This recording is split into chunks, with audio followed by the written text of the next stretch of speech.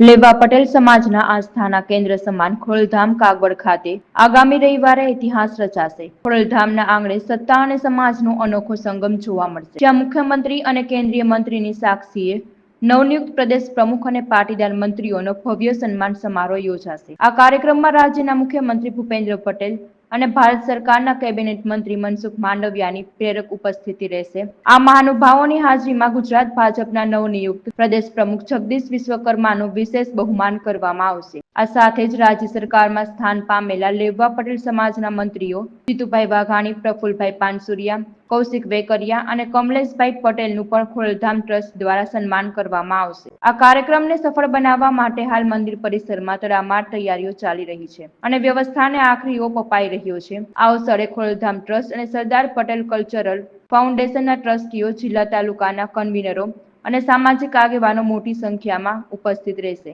કાર્યક્રમ પૂર્ણ થયા બાદ આવનાર તમામ ભાવિકો માટે ટ્રસ્ટ દ્વારા ભોજન પ્રસાદની પણ સુંદર વ્યવસ્થા કરવામાં આવી છે. રવિવારનો આ સૂર્યોદય કાગવડની ધરતી પર પાટીદાર એકતાનું નવું કિરણ લઈને આવશે. ખોડલધામ મંદિરના પરિસરમાં સરકારના નવા નિયુક્ત મંત્રી શ્રી લેવા પટેલ સમાજના જે 4 મંત્રીઓ છે એમની સાથે ભાજપના પ્રમુખશ્રીની સાથે સન્માનનો કાર્યક્રમ માનનીય મુખ્યમંત્રી શ્રી ભૂપેન્દ્રભાઈ પટેલ અને મનસુખભાઈ માંડવિયાની દરેક ઉપસ્થિતિમાં નરેશભાઈના અધ્યક્ષસ્થાને રાખવામાં આવ્યો છે. ખોડલધામ સંસ્થાના કાર્યકર્તાઓ, સૌરાષ્ટ્ર વિસ્તાર અને ગુજરાતના તમામ આગેવાન કાર્યકર્તાઓ આમાં જોડાશે.